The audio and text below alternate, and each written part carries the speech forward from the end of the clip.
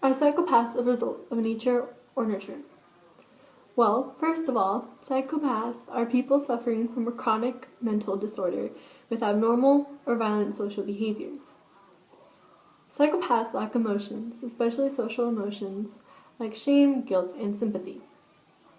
Robert Hare, a doctor who specializes in the study of psychopathy, characterizes them as predators who use charm, manipulation, intimidation, and violence to control others and satisfy their own selfish needs.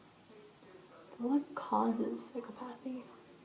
Well, a person's childhood has a lot to do with how they grow up to be as an adult. For example, most serial killers were abused as children, whether it was physically, emotionally, or psychologically, and serial killers usually come from dysfunctional families.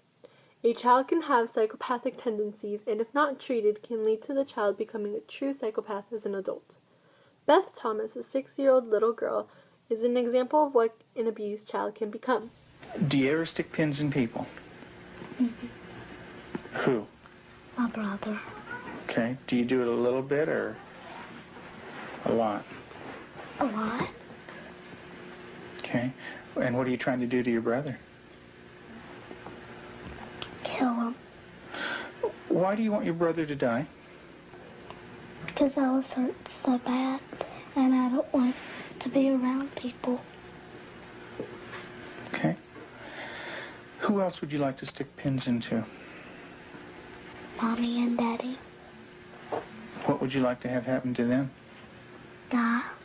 This video is from a documentary called A Child of Rage that follows the story of Beth and her treatment after this interview. It's scary how a child who looks so sweet and innocent wants to kill her parents and her brother because she doesn't want to be around them. Luckily, Beth got help in time, so after receiving therapy and having loving relationships with others, she became a fully functioning adult. Some may argue that it's genetics that cause people to become psychopaths. It is known that psychopaths have different brains than a normal person, but how much do genetics really affect a person from becoming a psychopath? Well, according to neuroscientist Jim Fallon, not much.